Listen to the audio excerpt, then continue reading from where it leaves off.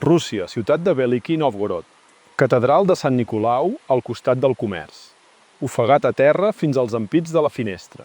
Es va excavar el temple i es va retirar una capa de terra d'1,5 metres. Es pot veure que el temple es troba... Abans de les excavacions, aquesta porta lateral sortia lleugerament del terra.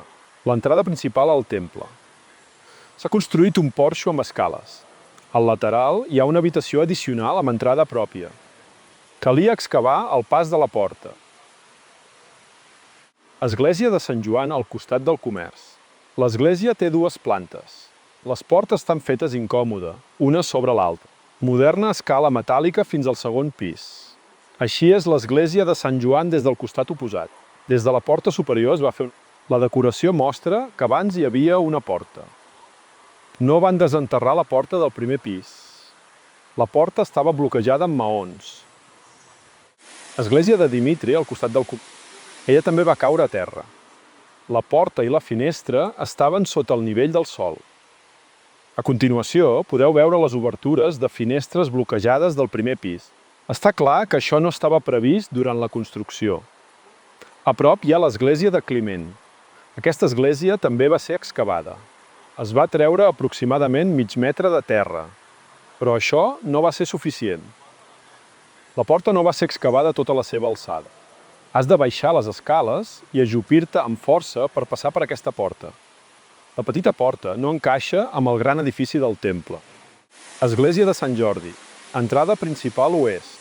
2 portes, una sobre l'altra. L'escala i el replà del 2è pis són de formigó modern. La superfície de la planta baixa es troba 1,5 metres soterrassant. A sota es van col·locar lloses modernes de formigó. Les parets de la fossa estan revestides de pedra i maó, però la porta encara és baixa, no l'han excavat del tot. També hi ha un forat profund al costat sud de l'església. Per entrar a la porta, cal baixar les escales. Ensenyo el nivell del terra amb el dit. Aquí va créixer l'herba. I aquesta és una plataforma de formigó que vam mirar des del costat oest. Aquí era el nivell del terra, en aquesta línia. Gairebé tota la porta estava enterrada. Només la part superior de la porta sobresurt del terra, vista des de l'altar. Aquest és el nivell del terra. El mur de guix blanc era més alt que la superfície del terra. Les zones marrons eren sota terra. L'entrada nord de l'església també era soterrada.